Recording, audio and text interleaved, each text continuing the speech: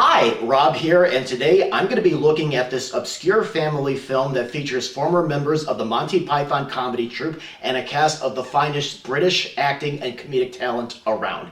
It is The Wind in the Willows, or as it is known here in the US, Mr. Toad's Wild Ride. It was released in the home movie market by Disney.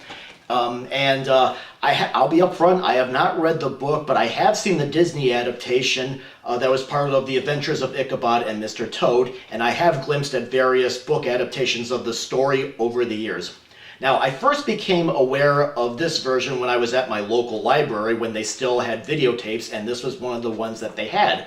It caught my attention, but I thought that it looked a little too weird, and I kind of forgot about it over time. Recently, the movie came into my mind again, and I watched the trailer on the internet, and I thought, okay, I'll give it a view. This 1996 live-action film was written and directed by Terry Jones, starring Steve Coogan as Mole, Eric Idle as Rat, Jones as Mr. Toad, and it was not a box office success here or in the UK when it was first released. I have looked at some comments about this movie, and some people seem to really like it or really hate it, but me personally, I thought it was just all right. Now, when I first started watching the movie, something that caught my eye was that I really loved the production design. While I never read the book, I have seen various illustrations, and I feel the designers did a good job properly recreating the characters' homes, and to me it looked like it was done by somebody who loved the book and wanted to get the details right.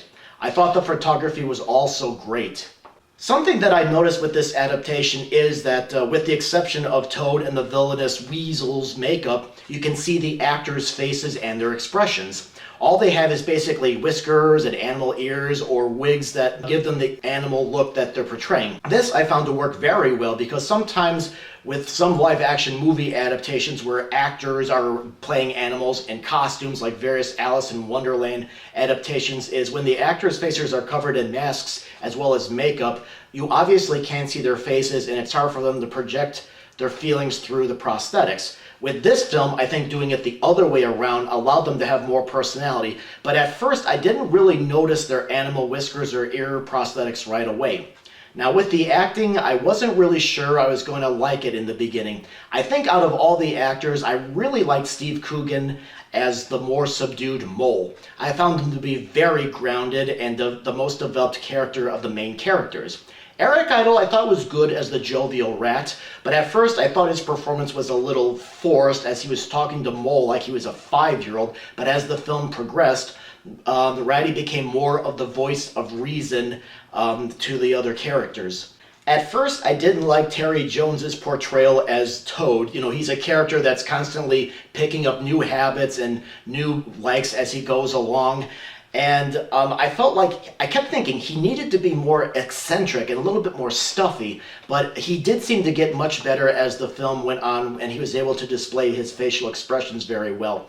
Nicol Williamson is in one of his most restrained film performances. I thought was very good as Badger. Antony Sher was hilarious as the comical chief of the Weasels, and John Cleese has a cameo appearance playing Toad's lawyer and probably the best and most hilarious scene of the movie when Toad is on trial for stealing a motor car with Stephen Fry as the judge. While I enjoyed watching the movie, I didn't really love it. I felt like some of the characters were not developed enough for me to care for, and the songs, like I said, just really weren't that good in my opinion. Jones does throw in some Python humor, a touch of satire, and he also does, sometimes during the main action on the center of the screen, he'll have little bits of business going on with other characters in the sides, which I thought were fun to watch. I think I would probably recommend this movie for something nice to watch at home. I thought it was okay. There was some stuff I admired, like I said, the look of the movie and trying something different with the makeup. There were moments of absurd humor like in the trial scene that were very good. Some of the acting was very good, but the pacing was hit and miss. The songs were not good, and the movie, I just finished it thinking it was just okay. I would probably give it a mild recommendation. Alright, well that's my review of Mr. Toad's Wild Ride or The Wind in the Willows, depending on what it's called where you live. If you have seen this adaptation, what did you think about it? Did you really like it? Did you really hate it? What was it about the movie that you liked? What was it about the movie that you didn't like?